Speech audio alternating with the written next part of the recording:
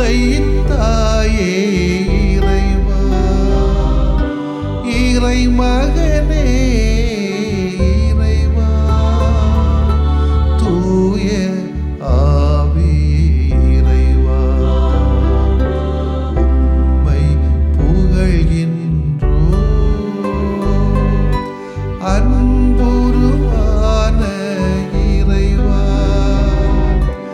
அகிலம் காக்கும் இறைவா, அமைதி அருளும் இறைவா, உம்மை போற்றுகின்றோம்.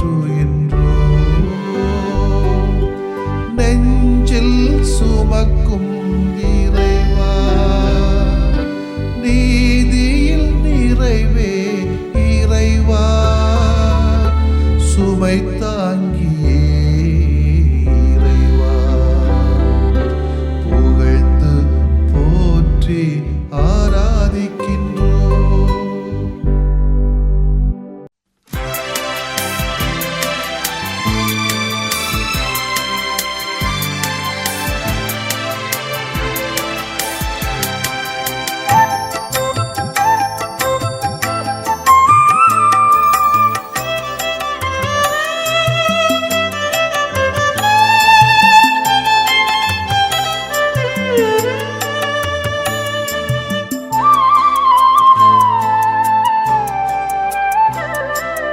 அணையாத சுடராய் உனக்காக எரிய அழியாத அன்போடு வந்தேன். புது பலியாக நானாகி பணிவாழ்வு புரிய அகலாக என் நெஞ்சம் தந்தேன். நான் அகலாக என் நெஞ்சம் தந்தேன்.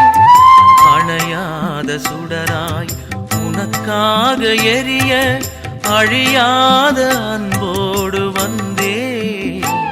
புது பலியாக நானாகி பணிவாழ்வு புரிய அகலாக என் நெஞ்சம் தந்தேன். நான் அகலாக என் நெஞ்சம் தந்தேன்.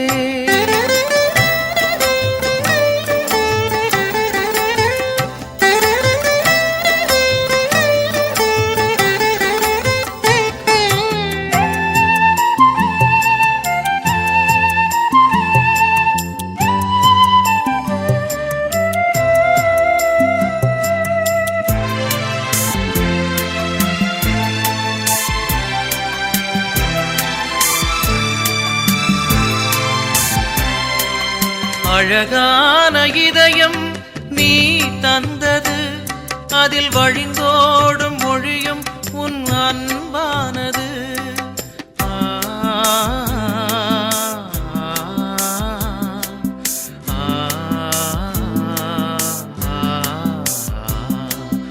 அழகான இதயம் நீ தந்தது, அதில் வழிந்தோடும் மொழியும் உன் அன்பானது.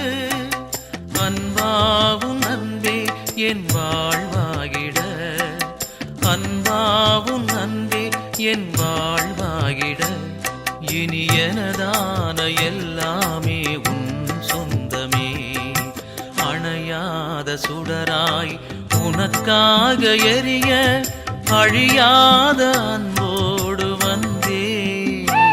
புது பலியாக நானாகி பணிவாழ்வு புரிய அகலாக என் நெஞ்சம் தந்தேன். நான் அகலாக என் நெஞ்சம் தந்தேன்.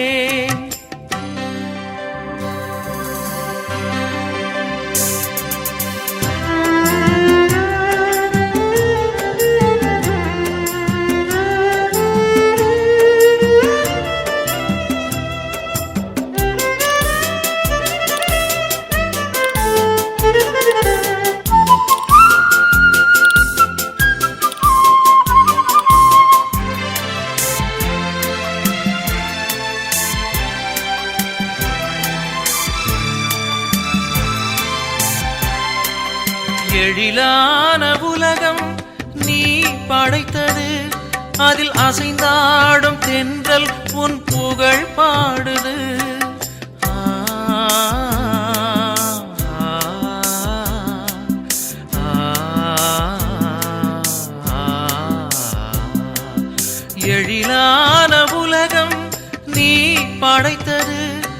அதில் அசைந்தாடும் தென்றல் உன் புகழ் பாடுது. தேவா உன் நிலையன்பு எனில் தங்கிட, தேவா உன் நிலையன்பு எனில் தங்கிட, இனி திசையெங்கும் உன் பாடல் நானாகுவேன். அணையாத சுடராய் உனக்காக எரிய, அழியாத அன்போடு வந்தேன். புது பலியாக நானாகி பணிவாழ்வு புரிய, அகலாக என் நெஞ்சம் தந்தேன். நான் அகலாக என் நெஞ்சம் தந்தேன். அணையாத சுடராய் உனக்காக எரிய, அழியாத அன்போடு வந்தேன். புது பலியாக நானாகி பணிவாழ்வு புரிய, அகலாக என் நெஞ்சம் தந்தேன். நான் அகலாக என் நெஞ்சம் தந்தேன். லூக்கா எழுதிய நற்செய்தி அலகு 9 இறை சொற்றொடர்கள் 43 முதல் 45 முடிய. அக்காலத்தில் இயேசு செய்த யாவற்றையும் பார்த்து அனைவரும் வியப்படைந்தனர். அவர் தம் சீடர்களிடம், நான் சொல்வதை கேட்டு மனத்தில் வைத்துக் கொள்ளுங்கள். மானிட மகன் மக்களின் கையில் ஒப்புவிக்கப்பட இருக்கிறார் என்றார். அவர்கள் அவர் சொன்னதை புரிந்து கொள்ளவில்லை. அவர்கள் அதை உணர்ந்து கொள்ளாதவாறு அது அவர்களுக்கு மறைவாயிருந்தது. ஆயினும் அவர் சொன்னது பற்றி அவரிடம் விளக்கம் கேட்க அஞ்சினார்கள். ஆண்டவரின் அருள்வாக்கு. இறைவா உமக்கு நன்றி. கிறிஸ்து இயேசுவில் பிரியமுள்ள சகோதர சகோதரிகளே, சீடர்கள் இயேசு சொன்னதை புரிந்து கொள்ளவில்லை. லூக்கா 9:43. ஒரு கற்பனை. இயேசு இன்றைக்கு நாம் வாழ்கின்ற 21ஆம் நூற்றாண்டின் நம் நடுவே வந்து இறையாட்சி, மக்களாட்சி அல்லது கடவுளாட்சி, இறையரசு பற்றி அறிவிக்கிறார் என வைத்துக் கொள்வோமே. அவரை நாம் நம்புவோமா? அல்லது அவரை சந்தேக கண்களோடு பார்ப்போமா? அல்லது அவர் நமக்கு அறிவிப்பதை நாம் உடனடியாக புரிந்து கொள்வோமா? அல்லது அவர்கிட்ட ஒன்று பேசிக்கிட்டு வெளியில் ஒன்று பேசுவோமா? அல்லது வேண்டுமென்றே செல்ஃப் அஜெண்டா வச்சுக்கிட்டு அவரை போற்றி புகழ்வோமா? ஒருவேளை நம்மிலே சிலர் அவரை முகமலர்ந்து வரவேற்க கூடும்.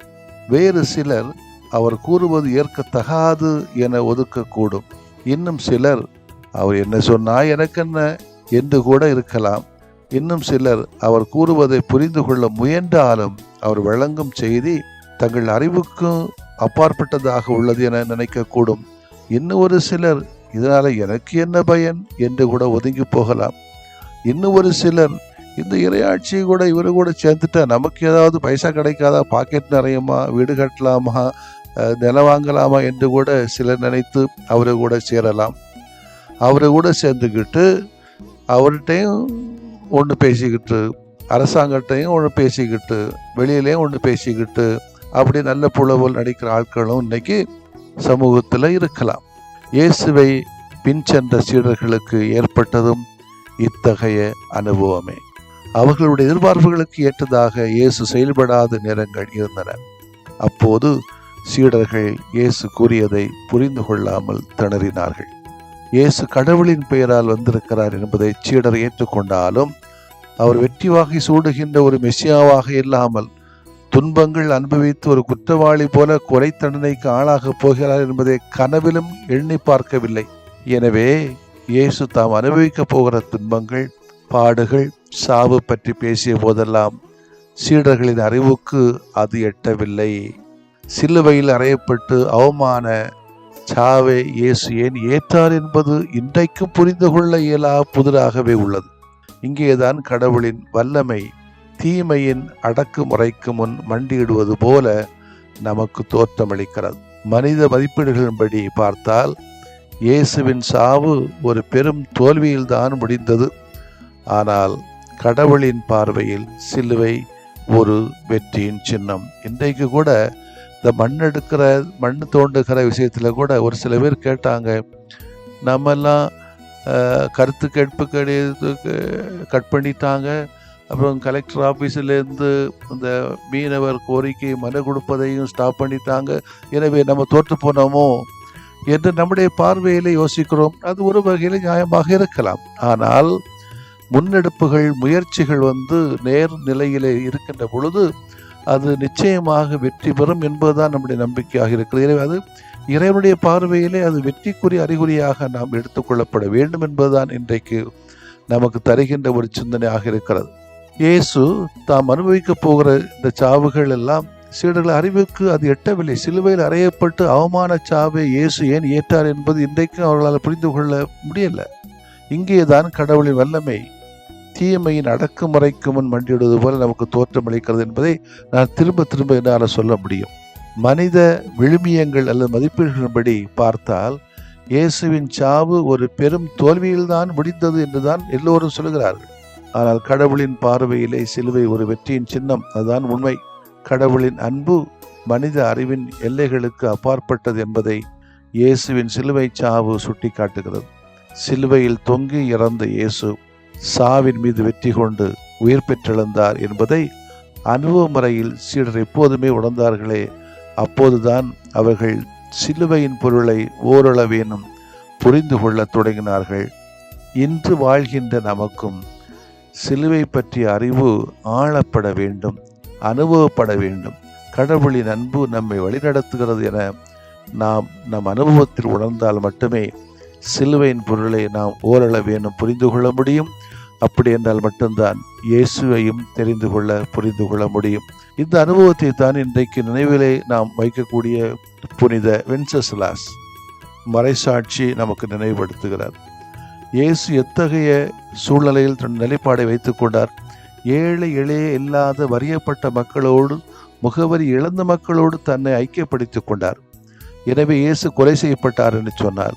இந்த வென்சஸ்லாஸ் என்கிற மறைசாட்சி என்கிற புனிதர் ஏழைகளோடு, இல்லாத மக்களோடு, வறியப்பட்ட மக்களோடு, முகவரி இழந்த மக்களோடு தன்னை ஐக்கியப்படுத்திக் கொண்டதால் பல துன்பங்களை ஏற்றார். நம்முடைய கிறிஸ்தவ தன்மையும் இருக்கின்றவர்களோடு நாம் ஒன்று சேர்வதல்ல, கைகோர்ப்பதல்ல, இல்லாத மக்களோடு அவங்களுக்காக நாம் வாழ்வதுதான் கிறிஸ்தவத்தனம்.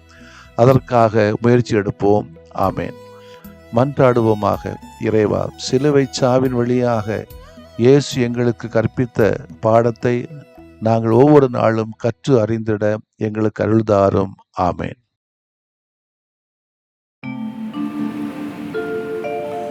விரும்புகிறேன் நீயும் குணமாகு, அஞ்சாதே நான் என்றும் உன்னோடு.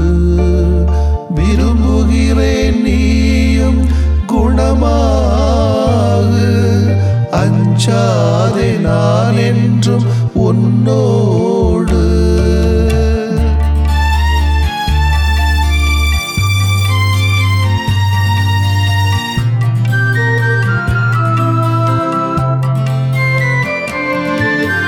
அலையலையாய் துன்பம் வந்த போதிலும் அரவணைத்து காக்கும் எங்கள் அன்பு தெய்வமே. அலையலையாய் துன்பம் வந்த போதிலும்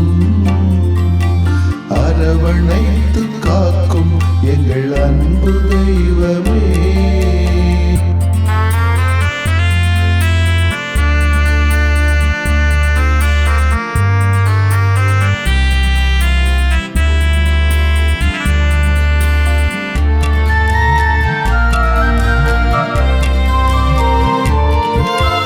கடும் காய்ச்சலால் அவதியுற்றோம் தெய்வமே, உடல் வலியால் நொந்து போனோம் தெய்வமே. கேட்கும் குரல் கேட்ட மக்கு நலம் தாருமே, கேட்கும் குரல் கேட்ட மக்கு நலம் தாருமே. அலையலையாய் துன்பம் வந்த போதிலும் அரவணைத்து காக்கும் எங்கள் அன்பு தெய்வமே.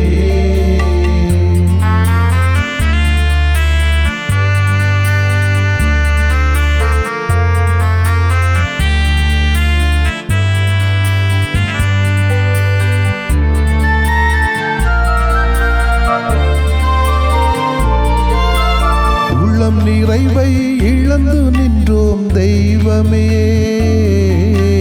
குழந்தையின்றி நிலை குலைந்தோம் தெய்வமே, கேட்கும் குரல் கேட்ட மக்கு நலம் தாருமே, கேட்கும் குரல் கேட்ட மக்கு நலம் தாருமே. அலை அலையாய் துன்பம் வந்த போதிலும் அரவணைத்து காக்கும் எங்கள் அன்பு தெய்வமே.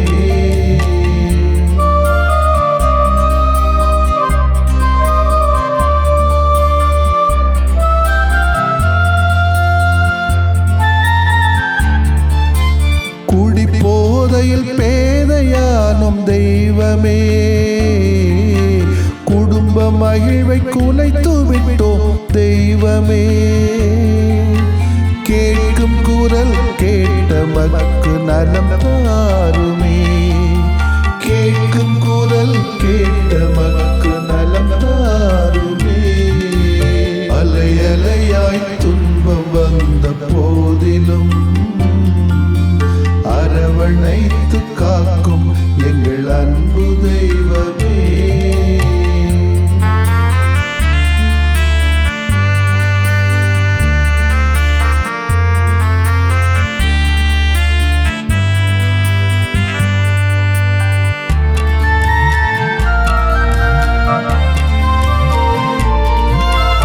புற்று நோயால் பலமிழந்தோம் தெய்வமே, தொற்று நோயால் நிம்மதி இழந்தோம் தெய்வமே,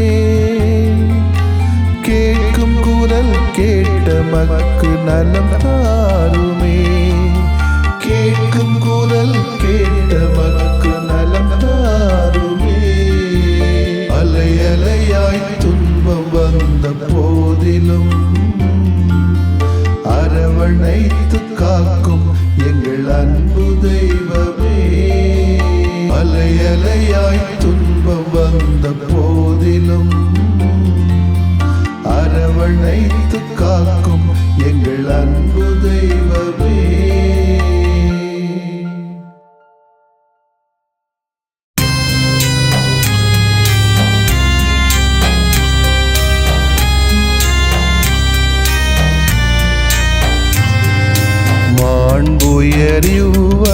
மாண்புயரிவருள்ளடையாளத்தை தாழ்ந்து பணிந்து ஆராதிப்போம். பழைய நியம முறைகள் அனைத்தும் இனி மறைந்து முடிவு பெறுக. புதிய நியம முறைகள் வருக. புலன்களாலே மனிதன் இதனை அறிய இயலா. குறைகள் நீக்க நம்பிக்கையின் உதவி பெறுக.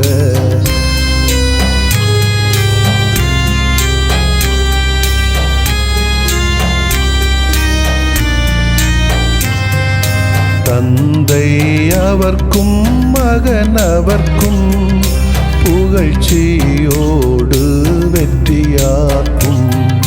மீட்பின் பெருமை மாட்சிமையோடு வலிமை வாழ்த்து யாவுமாக. இருவரிடமாய் வருகின்றவராம் தூய ஆவியானவர்க்கும் அளவில்லாத சமப்புகழ்ச்சி என்றுமே உண்டாகுக. ஆமென். வானின்று அவர்களுக்கு அப்பமளித்தீரே, இனிமையெல்லாம் தன்னகத்தில் கொண்ட அப்பம் இதுவே. மன்றாடுவோமாக. இறைவா, இந்த வியப்புக்குரிய அருளடையாளத்திலே உம்முடைய பாடுகளின் நினைவை எங்களுக்கு விட்டு சென்றீ. உம் திருவுடல் திருரத்தமாகியவற்றின் தூய மறைபொருளை வணங்கும் நாங்கள் உமது மீட்பின் பயனை இடைவிடாமல் துய்த்து உணர்ந்து மகிழ அருள்வீராக. தந்தையாகி இறைவனோடும் தூய ஆவியாரின் ஒன்றிப்பில் இறைவனா என்றென்றும் வாழ்ந்து ஆட்சி செய்கின்ற உம்மை மன்றாடுகிறோ.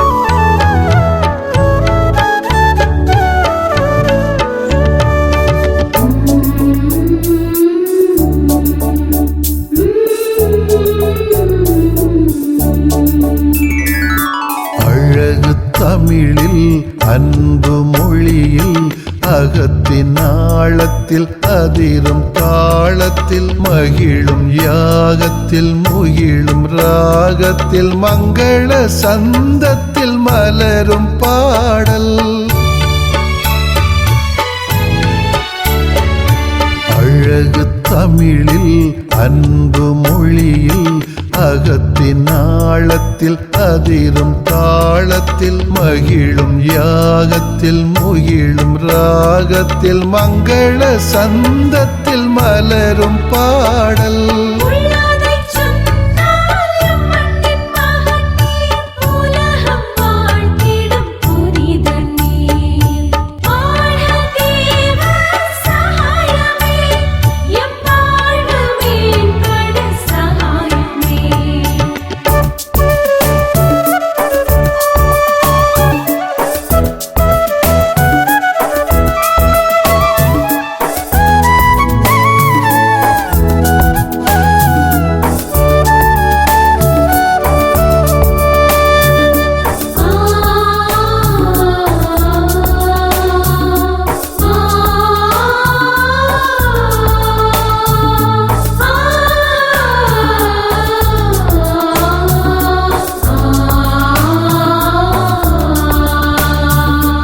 உடையம் வாழ்க்கை பயணத்தில் தடைகள் பலவும் எதிர்கொண்டீர்.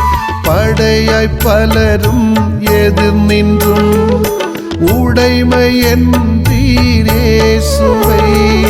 சாதி கடந்தீர், சமயம் கடந்தீர், பதவி துறந்தீர், பகட்டும் துறந்தீர். சாதி கடந்தீர், சமயம் கடந்தீர், பதவி துறந்தீர், பகட்டும் துறந்தீர். வாழ்க்கை பாஸ்காக்கினீர், எம் வாழ்வின் பாடம் ஆகினீர். வாழ்க்கை பாஸ்காக்கினீர், எம் வாழ்வின் பாடம் ஆகினீர்.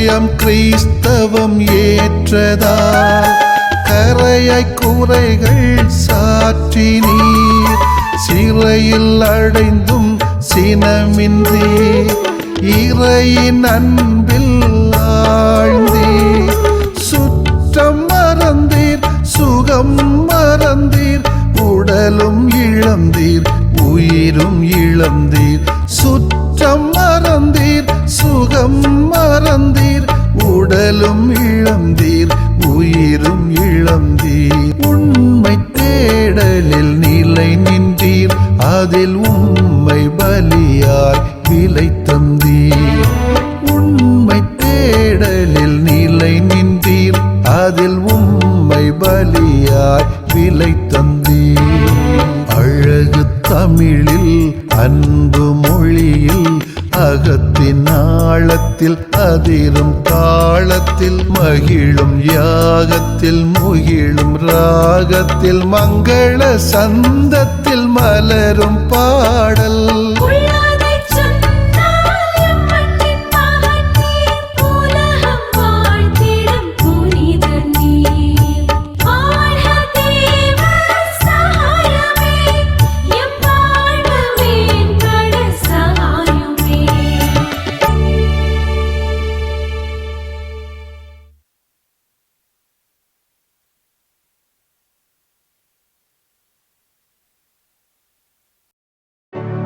நிலையான புகழுக்குரிய